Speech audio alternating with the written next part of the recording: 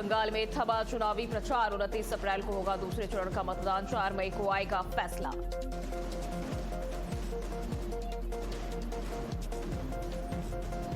CM योगी ने फर्रुखाबाद हादसे का लिया संज्ञान। कहा, मृतकों के शोक संतप्त परिजनों के प्रति संवेदना। अधिकारियों को राहत कार्यों में तेजी लाने के निर्देश।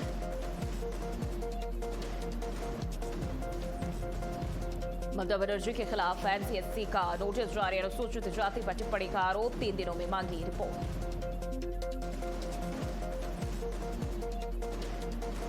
सीएम धामी ने केंद्रीय मंत्री हरदीप सिंह पुरी से की मुलाकात। कई विषयों पर हुई विस्तृत चर्चा। 4 धाम यात्रा के लिए एलपीजी आपूर्ति बनाए रखने का किया अनुरोध।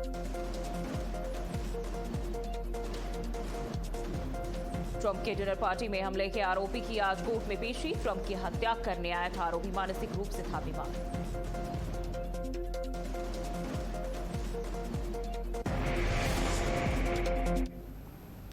नमस्कार, बहुत स्वागत है आप सभी का भारत अपडेट पर और मैं हूं आपके साथ जोहे सिंह। दुनिया की सियासत में उबाल और एक ऐसा अल्टीमेटम जिसने ग्लोबल टेंशन को चरम पर पहुंचा दिया।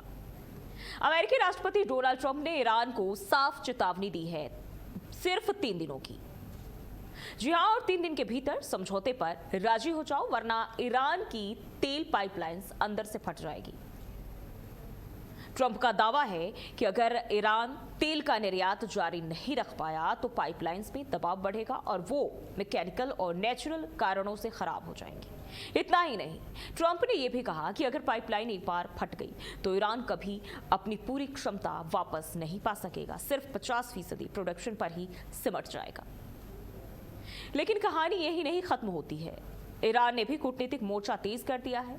ईरान ने खुले तौर पर चेतावनी दी है कि अगर हमला हुआ तो जवाब इसका 4 गुना अधिक होगा। और सबसे बड़ा सवाल कि सीज फायर के बीच ये कैसी जंग जारी है। इसके साथ ही ईरान के विदेश मंत्री अब्बास अरागची एक बार फिर पाकिस्तान पहुंचे, जहां उन्होंने पाकिस्तान के आर्मी चीफ आसिम मुनीर से मुलाकात की है और सिर्फ 3 दिनों में ये उनका दूसरा पाकिस्तान दौरा है। इसके पहले उन्होंने प्रधानमंत्री शहबाज शरीफ और सैन्य नेतृत्व से भी बातचीत की। खबर तो यह भी है कि पाकिस्तान के जरिए अमेरिका को एक लिखित संदेश भेजा गया है, यानी एक तरफ 3 दिन का अल्टीमेटम, दूसरी तरफ बैकडोर डिप्लोमेसी। तो सवाल बड़ा है कि क्या ये आखिरी बातचीत की कोशिश है या एक बड़े टकराव की तैयारी? क्या 3 दिन बाद हालात बदल जाएंगे या फिर दुनिया एक और संकट की तरफ बढ़ती हुई दिखाई दे रही है? एक तरफ डोनाल्ड ट्रंप का अल्टीमेटम, दूसरी तरफ ईरान की कूटनीति और बीच में पूरी दुनिया। तो क्या ये चेतावनी है या फिर युद्ध की उल्टी गिनती शुरू हो चुकी है?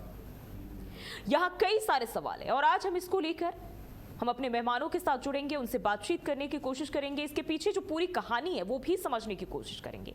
और इसी के साथ ग्राफिक्स के जरिए टीवी स्क्रीन पर हम आपको वो भी दिखा रहे हैं कि 3 दिनों में जो समझौता है वो किन किन चीज़ों को लेकर अमेरिका और ईरान पर इस वक्त जो तकरार की खबरें सामने आ रही टिकी हुई है और कई सारे बयानबाजी है वो भी कहीं ना कहीं जो है दिखाई दे रही है। और देखिए, ये वो तमाम वो बातें हैं जो अमेरिका और ईरान की तरफ से रखा गया है और ये वो हम आपको ग्राफिक्स के जरिए दिखा रहे हैं जहां अमेरिका ने 3 दिन में समझौता करने की बात कही है तो ईरान कह रहा है कि भाई हमला करोगे तब तो हम इसका 4 गुना जवाब देंगे।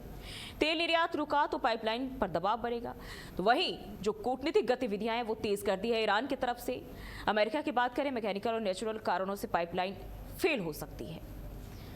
अमेरिका कह रहा है कि 50% तक जो क्षमता है ईरान की वो गिर सकती है। तो ये तमाम चीजें अमेरिका की तरफ से कहा जा रहा है और ये 3 दिनों का अल्टीमेटम दिया गया है कि भाई आप 3 दिन में मामला शॉर्ट आउट करिए। तो एक तरफ सीज फायर की बात की जा रही है, दूसरी तरफ ये जंग कहीं ना कहीं जारी है। अब ऐसे में इसके क्या मायने हैं, ये आखिर चल क्या रहा है, इसके पीछे पूरी कहानी क्या है, हर किसी के जहन में इसको लेकर अजीब सी परिस्थितियां और अजीब से सवाल भी कहीं ना कहीं जो ऐसे कि स्पष्ट नहीं हो पाते हैं। और यहां बड़े सवाल कि क्या सच में फट सकती है ईरान की तेल पाइपलाइंस और क्या ये तकनीकी खतरा है या फिर एक सियासी दबाव? क्या 3 दिन बाद पूरा खेल बदलता हुआ दिखाई दे रहा है और क्या दुनिया युद्ध के मुहाने पर खड़ी है? सीज फायर के बीच आखिर ये टकराव क्यों जारी है? तो ऐसे कई सारे सवाल हैं और आज हम इसको समझने की कोशिश करेंगे। और हमारे साथ चर्चा के लिए रोहित शर्मा जो कि विदेश मामलों के जानकार, और इसी के साथ साथ राजलक्ष्मी जोशी वो भी विदेश मामलों के जानकार है। दोनों ही मेहमान हमारे साथ जुड़ चुके हैं। बहुत बहुत स्वागत है आप दोनों का। और हमेशा की तरह आज हम एक बार फिर इस मुद्दे को कहीं ना कहीं जानने की, समझने की कोशिश करेंगे, क्योंकि देखिए लगातार जब से ये मामला चला आ रहा है कुछ ना कुछ नई अपडेट्स आ रही है और जो उलझी हुई सी कहानी होती है, और ये अनसुलझे कहानी के पीछे क्या है ये अमेरिकी राष्ट्रपति ट्रंप खुद भी नहीं जानते, क्योंकि वो कुछ ना कुछ गुत्थी ऐसी लपेट कर रख देते हैं। सबसे पहले रोहित जी मैं आपके पास आऊंगी। देखिए ये फिर क्या एक नया बखेड़ा शुरू कर दिया है। एक तरफ सीजफायर की बात कही जा रही और दूसरी तरफ 3 दिनों का अल्टीमेटम जारी कर दिया है।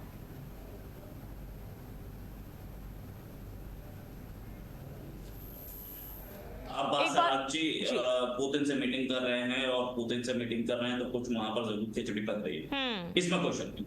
ये सोचिए कि धमकी आप दे तो देंगे, आराम से दे रहे, कोई टेंशन नहीं। आपकी पिछली 10 धमकियां थी, उसमें क्या हो गया? हाँ। आप बोल रहे सारी पाइपलाइन तोड़ देंगे, आप तोड़ दीजिए पाइपलाइन, क्या हो जाएगा उससे?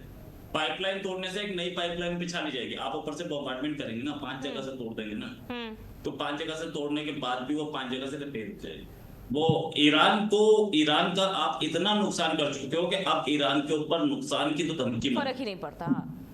फर्क ही नहीं पड़ता, ईरान का इतना नुकसान हो चुका। प्रॉब्लम कहाँ है? प्रॉब्लम यह है कि America carrot and stick policy जो है बचपन से लेके आ रहे हैं, तब से यूज कर रहे हैं, आज इसके साथ यूज करना चाहते हैं कि इतना पैसा ले लो नहीं तो हम तुम्हें स्टिक से मारेंगे। वो स्टिक इज यूजलेस। अब कैरेट में वो बोल रहा है कि मुझे कैरेट नहीं चाहिए, मुझे पूरी सैलड चाहिए, ये कहानी है। तो वो अभी हो नहीं पाएगा इनसे। ईरान अगर ईरान के फॉरेन मिनिस्टर इस समय पुतिन से मीटिंग कर रहे हैं तो वहां पुतिन शी जिनपिंग से बात करेंगे और क्या आगे की स्ट्रैटेजी है वो जरूर बनाई जाएगी। वहां ईरान जो है इतने दिन से आपने इतनी हैवी बॉम्बार्डमेंट की, इतना कुछ कर लिया, उसके बाद हो क्या ईरान झुक गया? नहीं। ठीक है, अमेरिका ही झुकता दिख रहा है। अमेरिका की सिचुएशन ये हो गई है कि अब अमेरिका जो डेलीगेशन था उसको कैंसिल करना पड़ा। की बात कही गई थी अमेरिका की तरफ से, तो ईरान ने तब भी यही कहा था कि भाई इनका सीज फायर का भरोसा हम नहीं कर सकते, इनकी ये केवल युद्ध की तैयारी करने के लिए समय मांग रहे हैं। सीज फायर हुई थी तो तब भी तो हमले चल रहे थे। हाँ। इधर से ईरान से तो मारा ही जा रहा था। हाँ। अब रेस्ट्रेंट जो है, अच्छा सीज फायर हो भी चाहिए। हाँ। सीज फायर का ड्यूरेशन जो था दोनों कंट्रीज ने अपनी शक्ति बढ़ाने के लिए यूज किया। अब आगे अगर आप परमानेंट सीज फायर लाएंगे तो उसके लिए एक परमानेंट हमें सॉल्यूशन चाहिए। सॉल्यूशन दिख नहीं रहा है, नोवेयर इन साइट। ये इन्होंने किया क्या है कि ईरान एक बहुत बड़ा मोहरा है। ईरान एक बहुत बड़ा मोहरा है इन द सेंस के ईरान जो है पहला ऐसा कंट्री है जिसने ओपन में डिक्लेयर किया कि अगर मतलब सीज फायर होगी, पीस आएगा, सब कुछ आएगा। अगर ये कहानी क्लियर होती है मैं युआन में डील करूंगा तेल, और जो अमेरिका पूरा मन बैठेगा लेकिन वो एक्सेप्ट नहीं, डॉलर है कि नहीं कोलैप्स करता। तो इसलिए ये जो शर्तें हैं ईरान की वो अमेरिका किसी भी सूरत हाल में एक्सेप्ट नहीं करने जा रहा है। युआन में तेल की ट्रेडिंग, ये डॉलर में तेल की ट्रेडिंग 70s में शुरू हुई थी और उसके बाद से आप देखिए कि डॉलर हेगेमनी, पेट्रो डॉलर्स और अमेरिका को सस्ते लोन मिलना और अमेरिका को पैसा आराम से मिलना, पूरी दुनिया की सेविंग्स इनके फैनी में, फ्रेडी मैक में जाना, ये सारी चीजें होती चली गई। और अभी तो बहरहाल जब डीडॉलराइजेशन जैसे ही शुरू हुआ तो लोगों कंट्रीज ने अपने डॉलर्स वहां पे बेचे और उसका गोल्ड खरीदा, लिहाजा 40,000, 25,000, 40,000 रुपए तोला वाला सोना है 1,80,000 पे पहुंच गया। इट इज इंस्टीट्यूशनल बैंक, सारे कंट्रीज गोल्ड खरीद रहे हैं, हमारे घरों की लेडीज नहीं खरीदी, ये कंट्रीज खरीद रहे हैं और अपने फॉरेन एक्सचेंज रिजर्व्स गोल्ड में रख रहे हैं। अब धीरे धीरे अगर यूएन में चलेगी कहानी तो अमेरिकन इकोनॉमी को बहुत बड़ा झटका लगेगा, जिससे अमेरिका कभी जिंदगी में रिकवर नहीं कर पाएगा। और ये ऐसे में इस वक्त जो स्थिति है कहीं ना कहीं बहुत ही उलझी हुई है। और इसी को लेकर राजलक्ष्मी जी मैं आपके पास आऊंगी। देखिए 3 दिनों का अल्टीमेटम दे दिया जाता है, दूसरी तरफ बातचीत का दौर भी जारी है अगर ईरान की बात करते हैं, और ट्रंप साहब कह रहे हैं कि भाई 3 दिनों में आप सब कुछ क्लियर करो, और दूसरी तरफ ईरान ने फिर वही जवाब दिया है जो शुरुआत से ही वो देता आ रहा है कि हमें अगर उकसाने की कोशिश करोगे तो हम भाई छोड़ेंगे नहीं। मतलब आप जो जवाब दोगे 4 गुना बढ़कर हम उसके जवाब के लिए तैयार है। तो क्या स्थिति अब बदल सकती है और ये 3 दिनों का जो अल्टीमेटम है इसका ईरान पर असर पड़ेगा, और अगर नहीं पड़ता है तो इसका अंजाम क्या हो सकता है? नमस्ते जोई जी। देखिए, ऐसा है कि अमेरिका चाहता है किसी न किसी तरीके से ये एक रैंप ऑफ यहाँ से बाहर निकलना, इस युद्ध परिस्थिति से बाहर निकलना अमेरिका चाहता है, क्योंकि अमेरिका के लिए ये बड़ा नुकसान हो रहा है। प्रतिदिन उनका जो खर्चा हो रहा है, उनके ट्रूप्स, उनके जो आर्म्स एम्यूनिशन, उनकी नेवी, और उसके साथ साथ उनके खुद के देश में जो इन्फ्लेशन बढ़ रही है, और उसके चलते जो उनकी जो पॉपुलैरिटी रेटिंग्स वगैरह, मतलब जो बैकलैश हो रही है पूरी अमेरिका में, वो सब उनको बहुत भारी पड़ रहा है। तो ये उनके लिए जो है बहुत आवश्यक है, और इसीलिए उन्होंने वो ब्लॉकेड किया हुआ है ताकि वो प्रेशर डाले रखे। और ईरान वही कह रहे हैं कि जब तक आप ब्लॉकेड नहीं निकालोगे, जब तक उस बात की हमको एश्योरेंस नहीं मिलेगी, तब तक हम आगे कोई बात करेंगे भी नहीं। और साथ साथ वो जो है अलग अलग उनके ऑप्शंस भी टटोल रहे हैं, जैसे अभी ओमान के साथ में, और ये रशिया में, ये सब जो उनकी जो साथ साथ में बात चल रही है, वो देख रहे हैं कि क्या हमारे पास और क्या क्या ऑप्शंस है, हमारे पास हम और क्या क्या कर सकते हैं। तो सीज फायर के साथ साथ वो एक तरफ तो उनके जो है डिमांड्स रख रहे हैं कि हमारे ये है डिमांड्स, तो सुबह डिमांड्स बताते हैं, दोपहर को मॉस्को चले जाते हैं, ऐसा है उनका। तो वो मतलब ईरान जो है वो ये भी बता रहे हैं कि हम सीज फायर तो चाहते हैं, लेकिन हम उत्सुक भी नहीं है इतना जितना अमेरिका है। और सीज फायर की बात भी इस तरह के हालात है कि आप युद्ध की बातें कर रहे हैं। जी, सुनाई नहीं दिया आपने जो पूछा। मैंने कहा कि सीज फायर की बात कही जा रही है कि भाई अभी सीज फायर चल रहा है, लेकिन दूसरी तरफ युद्ध को लेकर आप बार बार कहीं ना कहीं वो कहते हैं ना कि हमारे आपके शब्दों में उंगली कर रहे हैं, तो वही कहीं ना कहीं इनका वही हाल है। जी देखिए, ऐसा है कि वो अभी जो शुरू में जो स्ट्रेट ऑफ हॉर्मुज जो खुला था, जो सबके लिए खुला था, आज वही बन गया है एक मेजर पॉइंट ऑफ कॉन्फ्लिक्ट। तो वो आप सोचिए कि ये जो है, ये बिना सोचे समझे इस कॉन्फ्लिक्ट को तैयार किया गया है, ये अमेरिका और इजराइल के जरिए। मुझे सच बोलो तो इजराइल की इसमें थोड़ी कमी इसमें ये लगती है कि मतलब वो उनका जो है वो ऑब्जेक्टिव ही अलग है, उनका जो देखने का नजरिया है वो अलग है। और सच बोले तो अमेरिका और इजराइल जब तक एक टेबल के पे बैठ के वो जब तक खुद में वो जो है वो एक अंडरस्टैंडिंग नहीं आते, तब तक ये पूरा मामला जो है वो उलझा ही रहेगा। क्योंकि ईरान का ये भी तो है कि उनकी प्रॉक्सीज को भी बचाया जाए। वो जब तक इजराइल और लेबनान का जो है इशू वो भी सॉर्ट आउट नहीं होता, और सबसे पहले कहते हैं कि हम बात ही नहीं करेंगे जब तक आप ब्लॉकेड नहीं निकालो। और अभी आज जो है, आज की स्थिति ऐसी है कि वो सबसे बड़ी लेवरेज अगर अमेरिका के पास कोई है तो वो केवल वो अभी जो उन्होंने ब्लॉकेड किया हुआ है, और वो कहते हैं आप वो निकालो फिर हम बात करेंगे। तो फिर वैसे तो ईरान को रोकने के लिए कोई बात रहती नहीं है, क्योंकि वैसे देखा जाए तो हर तरीके से आज ईरान इतना छोटा सा देश वैसे तो पूरा ऑलमोस्ट बर्बाद हो गया है, लेकिन वो कहते हैं कि ठीक है हम तो बर्बाद होंगे, आपको भी कर देंगे, और साथ साथ आपके जो अलाइज हैं, आपके जो पार्टनर्स हैं, उनको भी बर्बाद कर देंगे, और आपके जो एसेट्स हैं पूरे मिडिल ईस्ट में उसको भी बर्बाद कर देंगे। आपने जो किया उसका 4 गुना हम लोग डिस्ट्रक्शन करेंगे, और आप एक थोड़ी सी भी अगर आपने कुछ किया तो पूरी बर्बादी हो जाएगी। ऐसी धमकी ईरान ने भी दी है। और ईरान का ऐसा है कि हमको किसी को पता नहीं है कि उनकी क्या क्षमता है, तो वो सबसे बड़ी चिंताजनक विषय है आज कि ईरान का वो जो हमको अननोन से हमेशा जो डर लगता है, तो ईरान के विषय में हमको पता नहीं है उसकी क्षमता क्या है। बिल्कुल रोहित सर, मैं आपके पास आऊंगी। देखिए, इतनी दफा ट्रंप ने धमकी दी, ईरान ने उसका जवाब जो है एकदम डट कर मुकाबला किया है, जवाब दिया है। और देखिए अभी एक और जानकारी सामने आ रही है कि ट्रंप जो है अपनी सुरक्षा टीम के साथ बैठक भी करने वाले हैं और ईरान के साथ जो है जारी तनाव, रुकी बातचीत और आगे की जो रणनीतियां उस पर चर्चा होगी। इसी के साथ ये भी है बताया जा रहा है कि ईरान पर दोबारा बमबारी शुरू करने को लेकर भी बातचीत की जा सकती है। तो अब आगे क्या इसको लेकर कुछ सुगबुगाहट दिखाई दे रही है? क्या फिर से वही जो तस्वीर है दोबारा रिपीट होगी? देखिए, दोबारा बमबारी शुरू की जा सकती है, इसके लिए कोई मीटिंग बुलाई जाएगी मुझे तो नहीं लगता, क्योंकि आपने देखा होगा कि इन्होंने पहले भी बमबारी की बिना मीटिंग्स की। मीटिंग किसकी होनी थी, मीटिंग हुई किसकी थी? बेसिकली मीटिंग हुई थी इजरायली प्राइम मिनिस्टर नेतन्याहू और ट्रंप के बीच में। और इस मीटिंग में ये जो हुई थी उसके बाद ट्रंप ने जो डिसीजन लिया बिल्कुल डिक्टेटोरियल था कि हम ये करने जा रहे हैं। एयर चीफ ने बोला कि नहीं यार हम नहीं कर सकते, एयर चीफ को सैक, काम शुरू, ठीक है।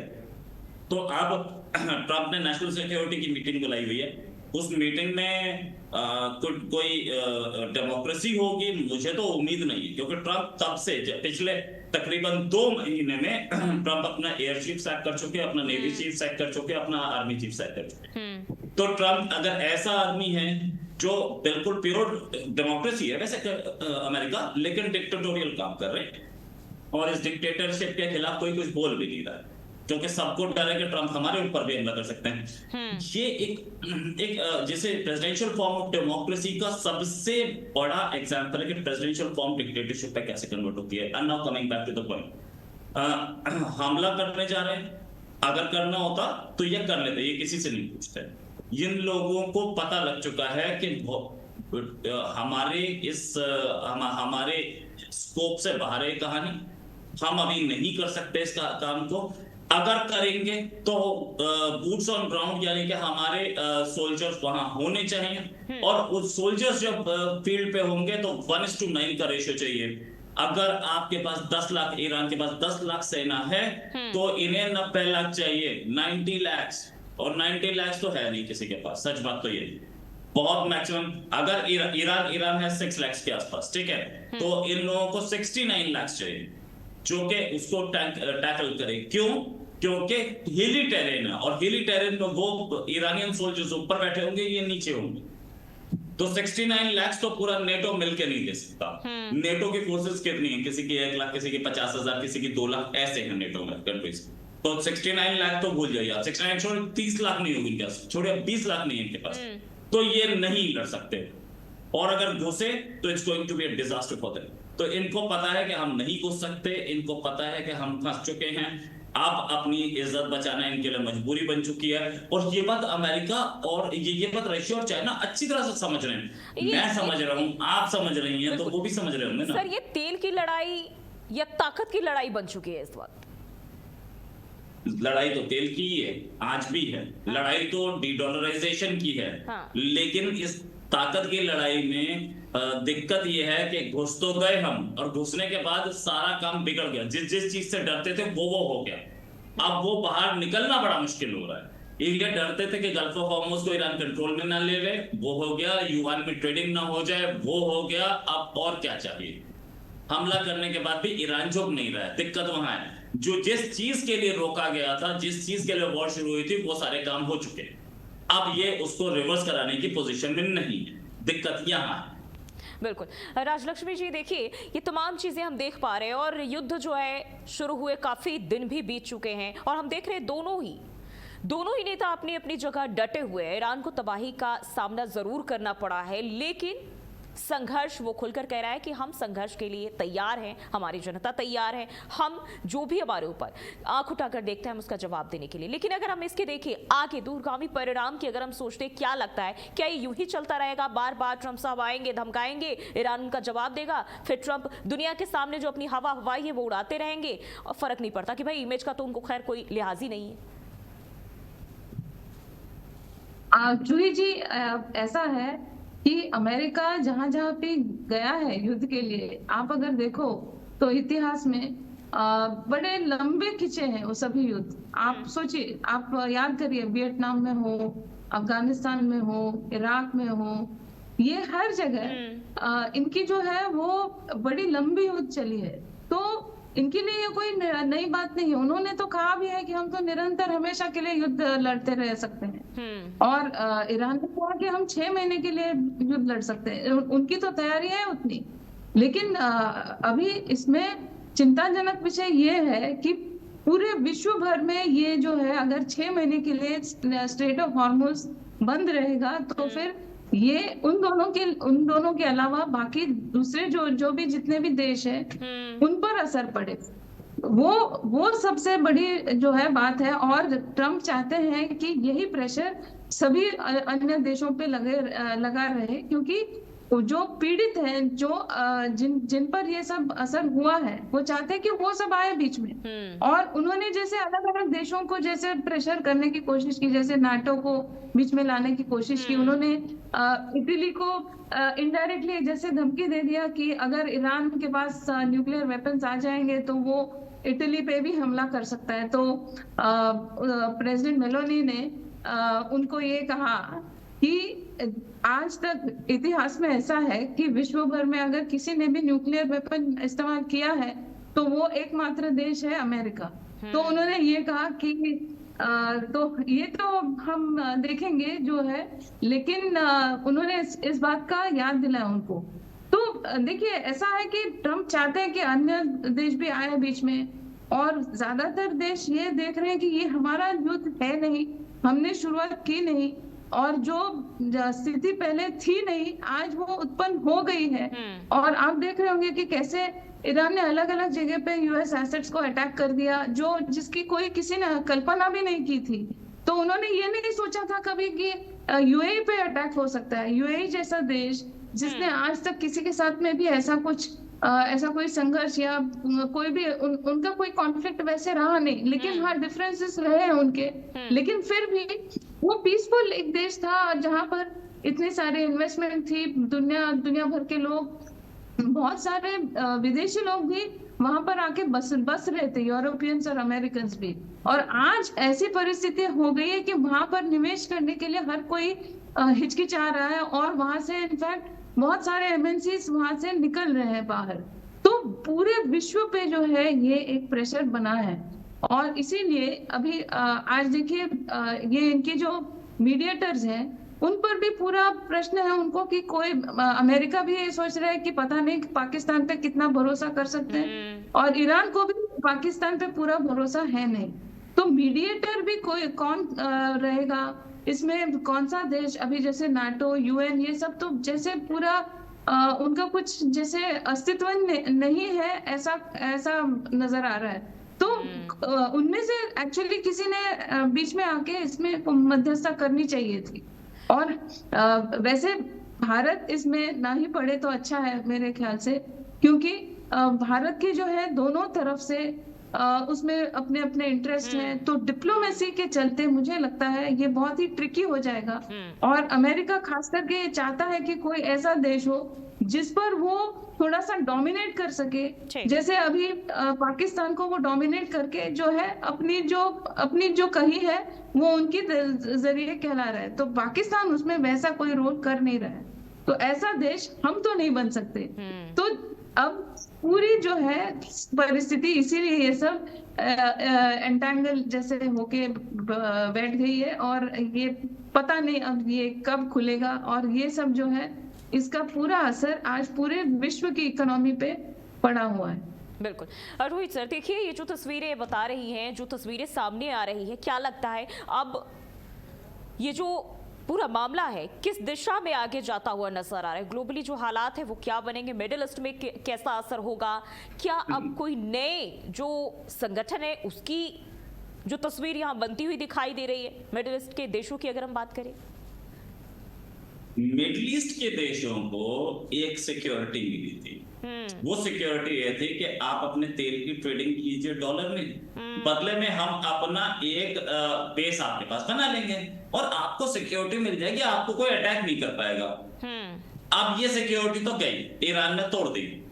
मिडिल ईस्ट के तो कंट्रीज अब भी अमेरिका के खिलाफ नहीं बोल रहे हैं, लेकिन उनके दिमाग में एक बात बैठ गई है कि बेटा जब कोई मारने आएगा तो ये अमेरिका साथ नहीं था। और इजराइल और मुस्लिम कंट्रीज में इजराइल इज जिसे बोलते हैं कि बेटा is son and you are foster daughter, आप सौतेले बेटे। तो ये वाली कहानी जो है ये इनको समझनी पड़ेगी कि अमेरिका की इमेज टूट चुकी है, अमेरिका की ये भी इमेज टूट चुकी है कि वो किसी को भी रगड़ सकता है, किसी को भी मार सकता है, और छोटे छोटे कंट्रीज को भी टैकल करना बड़ा मुश्किल काम है अमेरिका के लिए। वियतनाम में सिखाया था, अब ईरान में सिखा दिया। America is invincible, America is still super power, America अब भी सुपर पावर है, लेकिन अमेरिका इज इनविंसिबल। ये मिथ टूटा है, ये मिथ टूटा है, और ये मिथ टूटने के साथ साथ कुछ ऐसे कंट्रीज हैं जो ग्राउंड पे खेल नहीं सकते। यू नो, दो टीम खेलती है ना ग्राउंड पे, तो जो ग्राउंड पे एक साइड से अगर बैटिंग कर रही थी ईरान, तो बॉलिंग कर रहे थे ये दोनों अमेरिका और इजराइल। लेकिन जो स्टैंड्स थे, जहां पे स्पेक्टेटर्स थे, वहां पे जितने भी वो 190 कंट्रीज थे, वो सारे स्पेक्टेटर्स देखकर बता रहे हैं कि मामला गड़बड़ है, कि उतनी पावरफुल टीम नहीं है अमेरिका की और इजराइल की जितनी वो बताते हैं।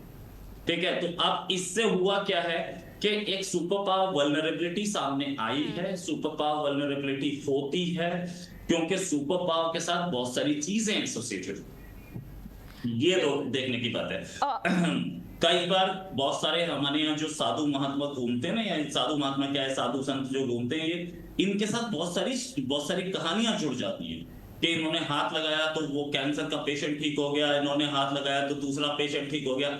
ये उन सुपर पावर के साथ जुड़ गई थी।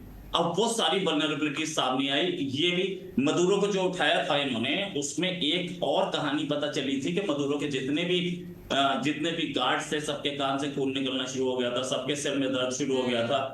अब ये भी चेक किया जाना जरूरी है कि क्या उन सारे गार्ड्स को खरीदा गया था कि ये कहानी बन रही है, या सच में कोई ऐसा वेपन था अमेरिका के पास। ये भी देखना बहुत जरूरी, क्योंकि अमेरिका के पास वेपन्स हो ना हो, अमेरिका के पास पैसा था जिससे वो दूसरे कंट्रीज के लोगों को खरीद लेता था। ईरान के साथ भी यही हो रहा था। लेकिन इस वॉर से क्या हुआ है कि ईरान की पब्लिक सीधे सीधे ईरान की गवर्नमेंट के पीछे आके खड़ी हो गई है, और ईरान की गवर्नमेंट और स्ट्रांग होकर निकली है। अभी थोड़ी देर पहले जर्मन चांसलर का स्टेटमेंट है कि Iran is stronger than before, और सच में वो स्ट्रांग होकर आया है। अब अमेरिका चाइना दोनों के दोनों का बहुत अच्छा मौका है। ये मैं पहले दिन से बोलता है कि जितनी लंबी ये वॉर चलेगी उतना अमेरिका के लिए दिक्कत है। एक लंबी वॉर में रशिया को फंसा दिया है अमेरिका ने यूक्रेन के साथ, और अब एक लंबी वॉर में ईरान के साथ अमेरिका को फंसाया जा रहा है, ताकि पूरे वर्ल्ड के डायनामिक्स चेंज। बिल्कुल, और एक और अपडेट जो सर आ रही है वो ये कि ईरान के समर्थन में पुतिन ने कह दिया है कि रूस हर वो कदम उठाएगा जो ईरान और पूरे क्षेत्र के हित में हो, और जल्दी शांति जो बहाल करने की कोशिश है वो की जाएगी। अब धीरे धीरे और भी बयार जो है अगल बगल बहती हुई दिखाई दे रही।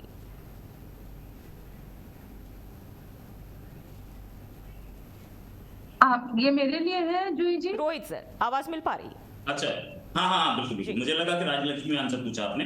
तो बात ये है कि देखिए रशिया का सपोर्ट ओपन में अब आता दिख रहा है, ठीक है।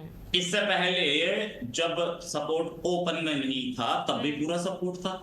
ईरान के फॉरेन मिनिस्टर का एक स्टेटमेंट था कि गल्फ ऑफ हार्मोज बंद कर दो, हम रशिया से तेल बेच देंगे। हाँ। रशिया से तेल बेच देंगे मतलब हथियार भी इसी रास्ते से आ रहे थे क्या? ये देखने वाली बात है। स्टेटमेंट्स बता रहे हैं कि क्या हो रहा है। चाइना के वेपन्स कहां से आ रहे हैं? चाइना क्या रशिया में घुस आ रहा है? वो व्लादिवोस्टॉक से एक रेलवे लाइन बिछी हुई है मॉस्को तक, बड़ी लंबी, हम बचपन में पढ़ते थे। वो रेलवे लाइन आज भी ऑपरेशनल है। उससे आ रहा है क्या? बहुत सारी चीजें, और ये सारी चीजें मुझे नहीं पता है, आपको नहीं पता है, व्यूअर्स को नहीं पता, लेकिन हमारी कंट्रीज के इंटेलिजेंस को ये तरीका कैसे है, क्या आ रहा है। उसने बोला ना अमेरिका ने कि ये थर्ड कंट्री के थ्रू चाइना बेच रहा है वेपन्स ईरान को। यार आप इतने साल से आई बीन रीडिंग इट, मैं आपको बताता हूँ, ये बात है तकरीबन 20 साल पहले की। एक शिप होता था MV Arctic ocean, merchant vessel Arctic ocean नाम का।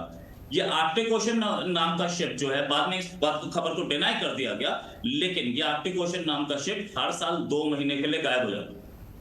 शिप को कैसे पता लगाया जाता है, कहा गया था लॉग से या आप सैटेलाइट कनेक्शन से।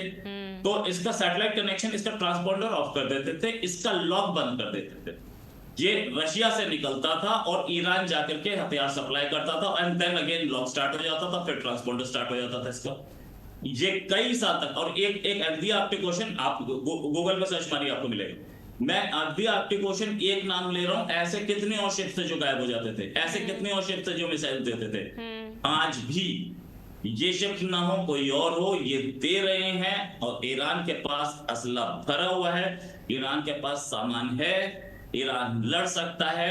शायद ये इंटेलिजेंस पहले नहीं थी, लेकिन अब आ गई अमेरिका के पास कि ये लंबी लड़ाई कर सकता है। और लंबी लड़ाई करेगा तो नुकसान ईरान की ओर हम देंगे।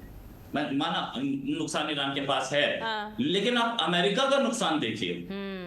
$2 बिलियन का एक रडार पूरे एक झटके में उड़ा दिया, सिर्फ एक रडार $2 बिलियन का। उसके साथ साथ कितनी जगह ऑयल रिफाइनरीज पे हमला हुआ है, कितनी जगह ऑयल के इंस्टॉलेशन पे हमला हुआ है, कितनी जगह हाइफा पोर्ट पे हमला हुआ है, और दूसरी जगहों पर हमला हुआ है। नुकसान दूसरी साइड भी कम नहीं है, ईरान के आसपास ही है कहीं पे। लेकिन ईरान ने जो मारा है वो स्ट्रेटेजिक लोकेशंस पे मारा है, जो कि डिफेंस इक्विपमेंट था। एक तो बड़ा महंगा होता है, महंगे के साथ साथ ईरान ने, यही ट्रम्प थे चीखते फिर रहे थे कि इंडिया और पाकिस्तान के ऑपरेशन सिंदूर में 5 प्लेन गिरे, 6 गिरे, 8 गिरे, 11 तक पहुंच गए। अपने प्लेन नहीं बताए भाई, गणना भूल गए होंगे अपने 20 से ज्यादा गिरे अब तक, ठीक है। और उसके साथ साथ इनकी अपने जो बेसिस थे उन पे कितना नुकसान है, आज तक कोई इंफॉर्मेशन नहीं। बिल्कुल, आपने एक बड़ी अच्छी बात कही है। राजलक्ष्मी जी, मैं आपके पास आऊंगी। देखिए, अभी इन्होंने कहा कि जितना लंबा युद्ध चलेगा इसमें घाटा अमेरिका का ही है। अमेरिका का चलो नुकसान ईरान का हुआ है बहुत, तो अमेरिका का भी हुआ है, उससे थोड़ा कम लेकिन हुआ जरूर है। और हुआ जो भी है लेकिन वो तगड़ा हुआ है। इसी के साथ जो सबसे बड़ी इमेज की बात आती है, सुपर पावर कंट्री की बात आती है, जो कुछ भी किसी के साथ कर दे बाकी देश उसकी जी हजूरी करेंगे। अब कहीं ना कहीं जैसे कि ये कॉन्सेप्ट जो है, ईरान जिस तरीके से डटा हुआ है, अन्य भी जो देश है उनके दिमाग से ये क्लियर हो रहा है, क्योंकि तस्वीरें तो वो भी लगातार देख रहे हैं कि भाई कब क्या हो रहा है। और अमेरिका खुद को जो सुपर पावर कहता है वो इसमें कहां समर्थ है और कहां असमर्थ है। तो क्या आगे आने वाले दिनों में अगर फिर अमेरिका किसी और देश के साथ इस तरह के कारनामे करता है तो क्या वो देश इससे सीख लेगा और क्या सीख लेगा? जूही जी, सबसे पहले ऐसा है कि कोई भी देश हो, उसको समृद्ध होना चाहिए, उसको सशक्त होना चाहिए। जैसे अभी ईरान अगर डट सक रहा है अमेरिका के साथ में, तो ये इसीलिए है कि उनकी तैयारी थी। अभी पहले 2 बार ऐसा हुआ था कि उनकी जो अटैक्स हुए थे उनमें थोड़ी सी मतलब बहुत चीजें उनकी बर्बाद हो गई थी ईरान की, लेकिन उन्होंने थोड़ा समय लिया। जैसे पिछले जून में उनपे एक हमला किया था अमेरिका ने, तो उस वक्त जो है उसके बाद ऐसा नजर आ रहा है कि ईरान ने बहुत तैयारी की। तो उन्होंने जैसे सबसे पहले जो उनके जो ड्रोन्स और जो उनके बैलिस्टिक मिसाइल्स, उन पर भी ऐसा उन्होंने बहुत ज्यादा रिसर्च भी किया है, और उनकी जो है लगातार उसकी प्रोडक्शन भी चल रही है। तो अभी ऐसा है कि उनकी युद्ध नीति ऐसी है कि जैसे अमेरिका की जो उनकी जो मिसाइल्स होंगी या उनके जो इंटरसेप्टर्स होंगे, वो 10 गुना ज्यादा उनको नुकसान हो रहा है ईरान के कंपैरिजन में। तो ऐसा है कि उनकी जो उनके जो ड्रोन्स हैं वो इतने घातक, और जो क्लस्टर बॉम्ब्स वगैरह जो वो मतलब बहुत सोच समझ के उन्होंने जो है युद्ध नीति की है। तो जैसे वो शाहिद ड्रोन्स या फिर हदीद ड्रोन्स, तो उनकी जो है पहले कुछ जो उनके कमियां थी वो उन्होंने जैसे रशिया यूक्रेन वॉर के टाइम पे उन्होंने उसको सुधार लिया। जो कमियां थी उन्होंने जान लिया कि ये कमियां हैं, तो उन्होंने उसको भी सुधार लिया। तो और उनके मिसाइल्स, उनकी क्या कैपेसिटी है आज तक किसी को पता नहीं है। तो ये सब जो है उन्होंने अच्छी तरीके से तैयारी की थी। और आज अमेरिका का मुझे लगता है थोड़ा सा इंटेलिजेंस जो है वो डगमगाया है, ऐसा नजर आ रहा है। और उतना ही नहीं, जैसे आपने कहा कि अमेरिका का जो होल्ड है वो भी थोड़ा सा कम नजर आ रहा है। और देखिए ऐसा है कि बहुत सारे देश जो है वो चुप इसलिए बैठे हैं, जैसे चाइना ये भी सोचता है कि वो ताइवान में उनको थोड़ा इंटरेस्ट है, तो ताइवान अगर वो उसमें अटैक करने जाए तो फिर बाकी के देश उनको मतलब ये एक उनको एग्जाम्पल मिल जाएगा। और एक और बात है कि जैसे अर्जेंटीना चाहता है कि अमेरिका उनको मदद करे, जैसे उनकी वो फॉल्कलैंड आइलैंड्स की जो उनकी एक टेरिटरी है उनके समीप है वो, लेकिन उस पे कब्जा है यूके का। तो अभी उस पर भी जैसे अमेरिका उस पर यूके पर इस बात को लेकर प्रेशर बनाने की कोशिश कर रहा है कि हम आपके फॉल्कलैंड आइलैंड जो है वो उसको हम अर्जेंटीना को दे देंगे। तो ऐसे सारे चीजों से वो जैसे उनका आंख लगाए बैठे हैं वो क्यूबा और ग्रीनलैंड पे। अभी क्यूबा और ग्रीनलैंड की ये समस्या है कि उनके पास ईरान जैसे उनके पास जैसे इतने समर्थ है नहीं, तो इसलिए ऐसे देशों को हमेशा ये सिक्योरिटी एक रिस्क बना रहेगा। और ये बहुत ही डेंजरस एक प्रेसिडेंट बना हुआ है कि ये अमेरिका वैसे पहले भी करता था ये सब, कि उनको जहां पर जो सरकारें ठीक नहीं लगती थी वो डीप स्टेट के जरिए, जैसे वहां पर वो कुछ ना कुछ वहां पर एक प्रोटेस्ट वगैरह के जरिए, जैसे बांग्लादेश में कराया, जैसे नेपाल में कराया, श्रीलंका में कराया, वैसे बहुत जगह पे उन्होंने कराया है पहले भी। और ये लेकिन इस बार जो है आज अभी के जो प्रेसिडेंट है वो खुल के कहते हैं ये मुझे ठीक नहीं लग रहा, वेनेजुएला में जाके उधर के प्रेसिडेंट को उठा लिया, यहाँ पे कहा कि यहाँ पे रेजिम जो है यहाँ पर हम चेंज करेंगे। तो उन्होंने कोशिश तो की लेकिन वहां पर असफल रहे। लेकिन क्यों? वो केवल इसीलिए क्योंकि लेकिन फिर भी ईरान जो है कि हमें जो करना था हमने कर दिया, रेजिम चेंज करना था हमने कर दिया,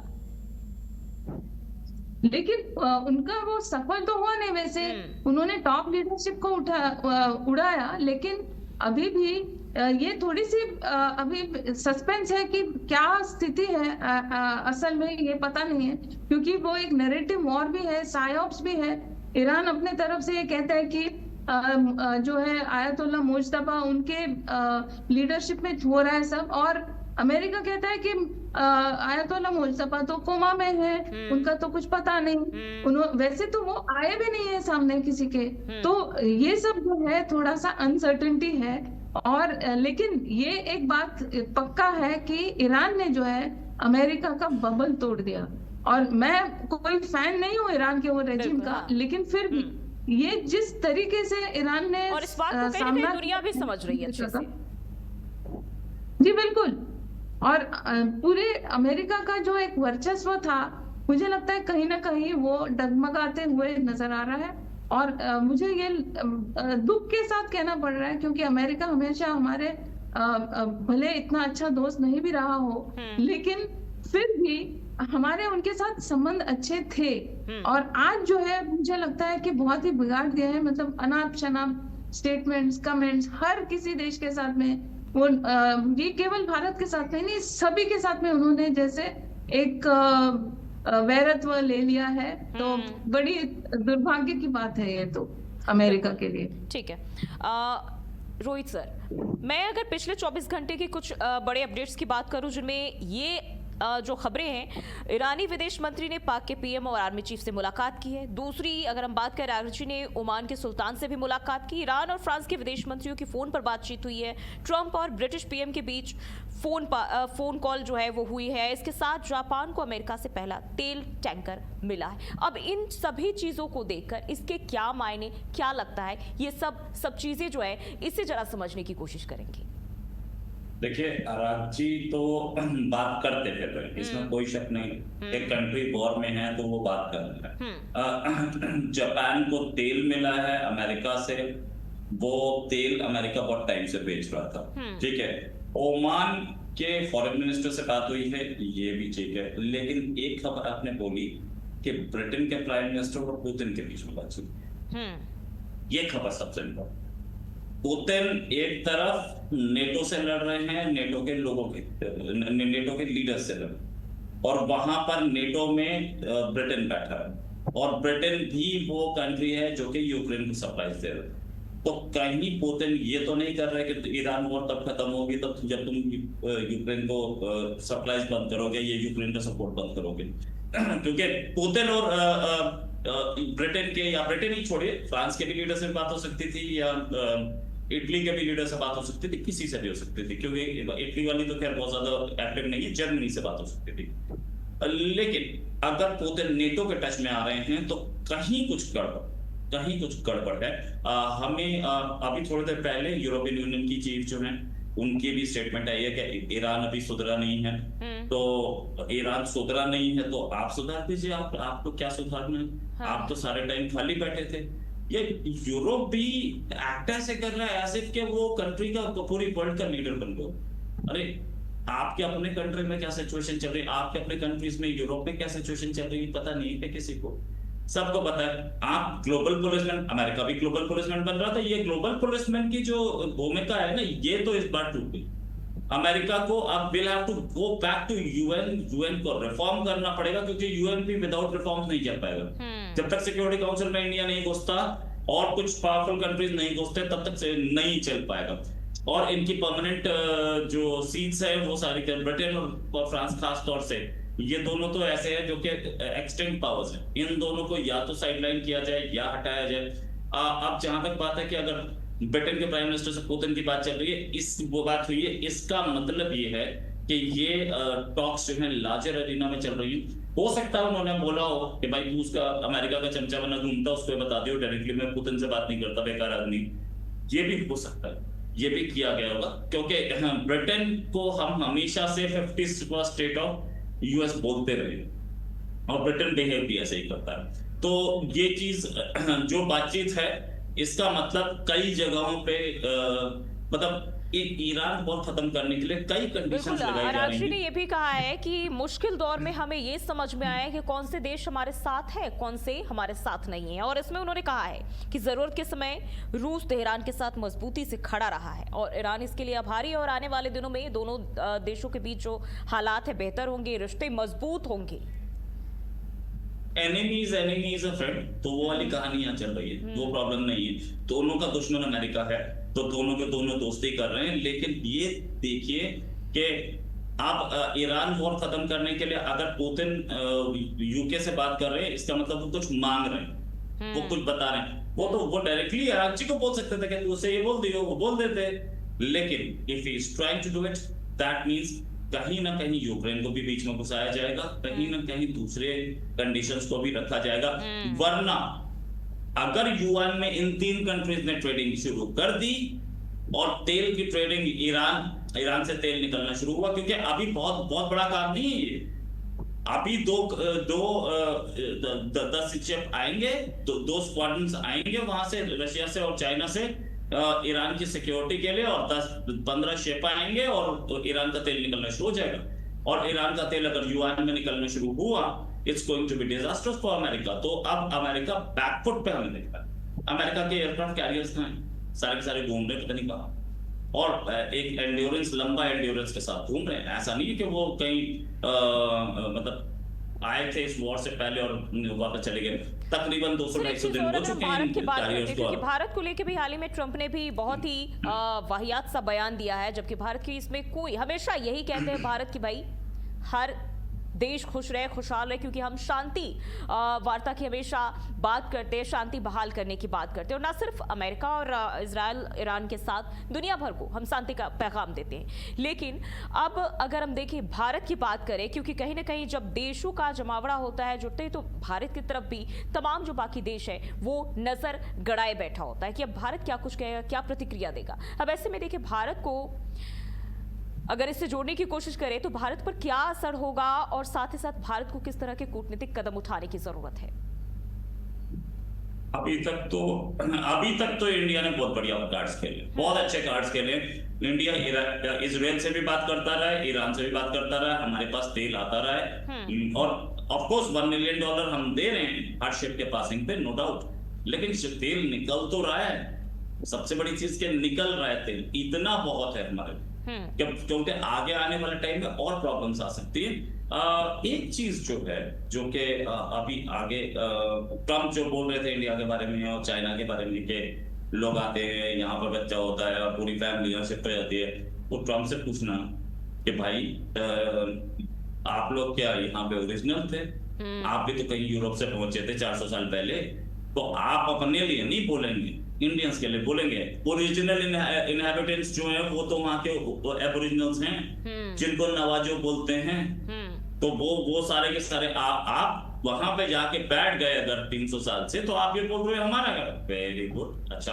और ट्रम्प जो है वो जिस तरीके से चल भी रहे हैं, इंडिया इसी ट्रम्प के टेन्योर में साइडलाइन में, क्योंकि ट्रम्प जो है एक जैसे बोले पागल टाइप का लीडर। अदरवाइज जितने भी लीडर्स आए हैं सबने इंडिया के साथ अच्छे रिलेशंस रखे हैं। इंडिया को अभी इंडिया के साथ जो प्रॉब्लम्स आई थी हाल में, क्या तो हमें इंजन नहीं मिल रहा था, हमारे साथ हमने प्रेडेटर ड्रोन्स खरीदे थे, हमने कितनी परचेजेस की थी, वो सारी चीजें डिले होंगी। द रीजन बीइंग कि वॉर में आ गया अमेरिका।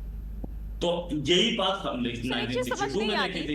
ये पिछले पुराने दौर में चलो भारत के साथ जो भी कंडीशंस रहे हो, लेकिन पिछले कई सालों में अमेरिका ने हमेशा कोशिश की कि इंडिया के साथ ताल्लुकात जो है ठीक किए जाए, बेहतर किया जाए, और कहीं ना कहीं हुआ भी, काफी हद तक जो है चीजें सुधरी। और अब अचानक ट्रम्प जब आए, इनको कौन सा वो झटका लगा जिसके बाद इनके दिमाग में उथल पुथल मच गई और सब कुछ जो किया धरा था, आए एक बॉटल पानी उड़ेल दिया। वो पैसे का मामला है, वो पैसे का मामला है। ट्रम्प चाहते हैं पैसा कमा लें। ट्रम्प ट्रम्प इन्फ्लुएंस में बड़ी जल्दी आ जाते हैं, वो भी ज्यूइश लॉबी के। दामाद ज्यू हैं, स्टीव विटकॉफ ज्यू हैं, ज्यूइश लॉबी के इन्फ्लुएंस में आ गए। दूसरा, ट्रम्प ये देखते हैं, बिजनेसमैन है, वही देखते हैं 100 रुपए खर्च किए, मेरे को 1000 वापस चाहिए।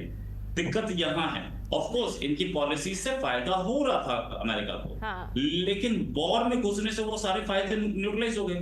और साथ में एक प्रॉब्लम और कि इसने एक लॉन्ग टर्म इम्पैक्ट दिया अमेरिका की पॉलिसी को। इंडिया जो कि ये सोच रहा था कि मैं अमेरिका के साथ हूं, अच्छी दोस्ती है, वहां से टेक्नोलॉजी मिलती रहेगी, वो चीज शैटर हो गई। हमें F-35 बेचने की कोशिश कर रहे थे, हमने ट्रांसपोर्ट टेक्नोलॉजी पे बात की, मना कर दिया। रशिया ने उससे डबल ऑफर कर दिया, उसने Su-57 ही नहीं ऑफर किया, साथ में ये भी बोला टेक्नोलॉजी ले लो अपने कंट्री में बना।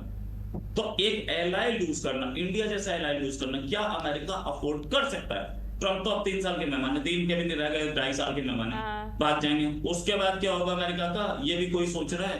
ये सोचने वाला जो नया आएगा वो सोचे। तो दैट्स द प्रॉब्लम। और हमारे पास एक बड़ा ऑर्डर खड़ा है, हमारे पास कम से कम हम 150-200 के आसपास प्लेन अभी खरीदने। हमारे पास इस समय पाकिस्तान से भी कम स्क्वाड्रन्स हैं, हम और 2.5 फ्रंट की बात करते हैं। तो अगर हमें एयरफोर्स चाहिए, हमें स्क्वाड्रन्स चाहिए, हमारा जो इंडिजिनस तेजस है उसके लिए इंजन नहीं आ रहे। क्यों नहीं आ रहे हैं? इंजन दे दोगे तो ये अपने बना लेगा, तो इंजन नहीं देना। इंजन टेक्नोलॉजी हमें फ्रांस दे रहा था, इस वॉर की वजह से बहुत सारी चीजें प्रॉब्लम में है, लेकिन हाँ इंजन टेक्नोलॉजी फ्रांस देगा तो हम बनाएंगे अपना। हमारा एम का जो है 5th जनरेशन फाइटर वो डिले होता जा रहा है। तो ऐसे में F-35 एक अच्छा ऑप्शन था, लेकिन ये सारा ड्रामा करके ट्रम्प ने कि मैं सैंक्शन लगा दूंगा, ये कर दूंगा, वो अब हमें लग रहा है कि सुखोई 57 के पास, Su-57 के पास चला जाएगा गवर्नमेंट। तो इंडिया अलग हो रहा है। राजलक्ष्मी जी, इन सभी चीजों में ये जो कुछ भी उथल पुथल इस वक्त दिखाई दे रहा है, इजराइल की क्या भूमिका है? जूही जी, ये पूरा मामला जो है वो शुरू तो हुआ था इजराइल के साथ, क्योंकि इजराइल को हमेशा ये थ्रेट परसेप्शन है कि ईरान अगर खास करके उसके पास अगर कोई न्यूक्लियर वेपन्स आ जाए तो फिर वो इजराइल के लिए थोड़ी सी चिंता की बात है। वो उसको हम नकार नहीं सकते।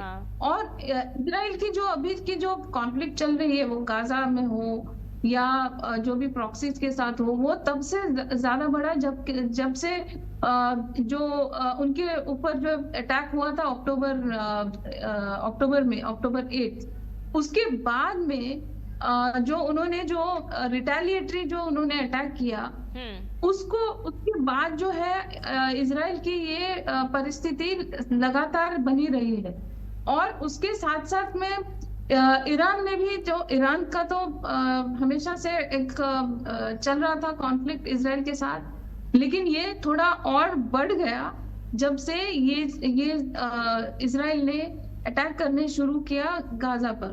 तो इसमें ये उनकी जो है ऑब्जेक्टिव्स, उनकी जो उनकी जो गोल पोस्ट है वो तो फिक्स्ड है, उनको पता है वो किसके लिए ये सब कर रहे हैं। लेकिन जो शिफ्ट हो रहा है और जो बार बार एक थोड़ा सा अनसर्टेन है, वो अमेरिका का उसमें जो अमेरिका निकला तो था इजराइल को सपोर्ट करने के लिए, लेकिन अब आज भूमिका अमेरिका का कुछ अलग ही हो गया है और वो वहां से बाहर निकलने की भी कोशिश कर रहे हैं और वो बात को और बिगाड़ भी रहे हैं।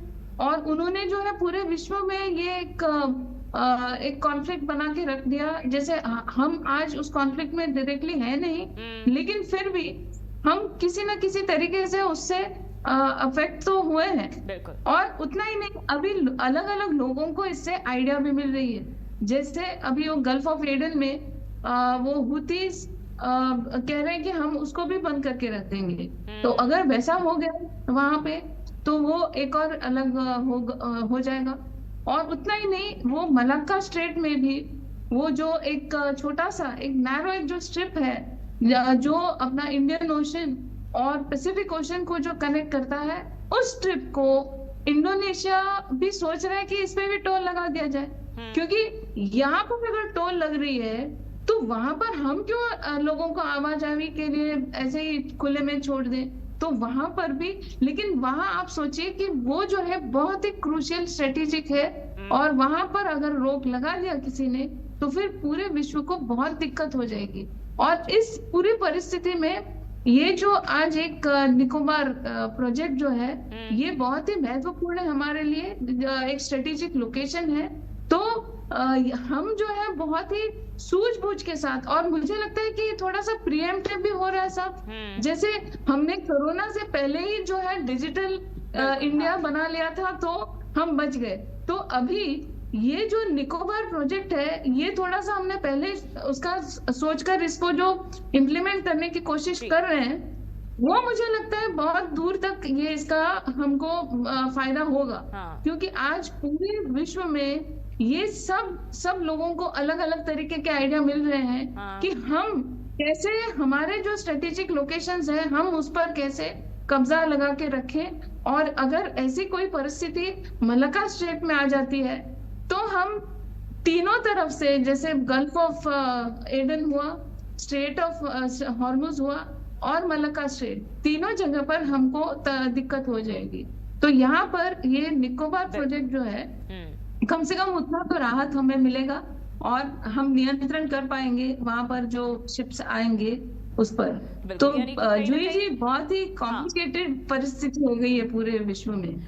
और खासतौर पर अगर हम देखें तो भारत की तरफ से जरूर अच्छे जो प्रतिक्रिया है दी जा रही शांतिपूर्ण तरीके से सभी देशों से जो भी इस वक्त इन्वॉल्व है, कहीं ना कहीं उनसे ताल्लुकात जो अच्छे रखने की कोशिश की जा रही है। बहुत बहुत शुक्रिया आप दोनों मेहमानों का हमारे साथ चर्चा में शामिल होने के लिए और तमाम चीजें अच्छे से हमारे दर्शकों तक पहुंचाने के लिए। तो देखिए, इस वक्त हालात बहुत ही अलग है और 3 दिनों का अल्टीमेटम दिया गया है, लेकिन सवाल यही कि क्या 3 दिन के बाद कुछ और तस्वीरें दिखाई देगी। ईरान, अमेरिका, इजराइल, ये जो गुत्थी अनसुलझी हुई है, क्या फिर मामला साथ में टेबल पर बैठकर सुलझ सकेगा? क्या अमेरिका ईरान को मजबूर करना चाहता है? तो कई सारे ऐसे सवाल हैं और देखना होगा कि अब 3 दिनों के बाद अमेरिका इस पर क्या एक्शन लेता है और ईरान की तरफ से क्या जवाब दिया जाता है, क्योंकि 4 गुना ज्यादा जवाब देने की बात कही गई है। तो फिलहाल के लिए बस इतना ही। देश और दुनिया की तमाम खबरों के लिए बने रहिए हमारे साथ।